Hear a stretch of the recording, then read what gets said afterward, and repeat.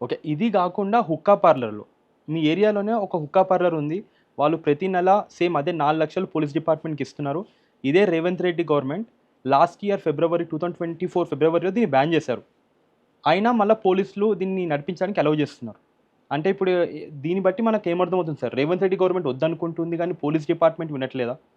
దాని మీద మీ స్పందన? ఇప్పుడు ఈ విషయం మాకు తెలిసే నేషనల్ హ్యూమన్ రైట్స్ కమిషన్ ఉందండి. హ్మ్. స్టేట్ హ్యూమన్ రైట్స్ కమిషన్ ఉంది. హ్మ్. లోకాయుక్త ఉంది. మీరు మాకు ఇస్తే మేము వాటి మీద కంప్లైంట్ చేయడానికి రెడీగా ఉన్నాం. ఓకే. మీరు దయచేసి సమాచారం మాకు ఇవ్వండి. హ్మ్. మేము 100% తెలుసుకొని మాకు కూడా ఎవిడెన్స్ ఉంటే మేము దాన్ని బట్టి ఖచ్చితంగా మేము పోరాటం చేస్తాం. చట్టపరంగా మేము పోరాటం చేస్తామండి. ఓకే. ఒక బీజేపీ లీడర్‌గా మీరు దీన్ని హుక్కాస్‌ని ఇలాంటి వేప్‌ని సపోర్ట్ చేస్తారా సార్? మేము 100% వ్యతిరేకిస్తామండి. యాహ్!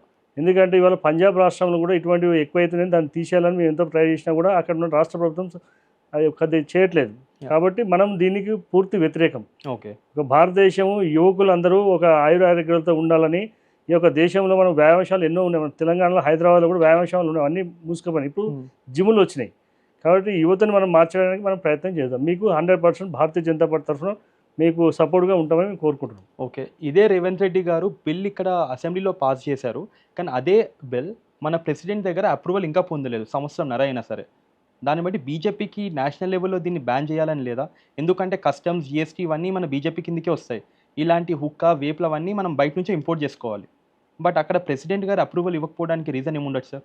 ఇప్పుడు మీరు మాకు ఈ సమాచారాన్ని మా యొక్క ఎంపీ గారు ఉన్నారు. అదేవిధంగా రాష్ట్ర బీజేపీ అధ్యక్షులు వారి దృష్టికి తీసుకుపోయి వారి ద్వారా మేము ప్రైమ్ మినిస్టర్‌కి అప్రోచ్ చేసే విధంగా కృషి చేస్తాము. 100% మేము మా యొక్క సహాయ సహకారాలు రాష్ట్ర ప్రభుత్వానికి ఇస్తాం.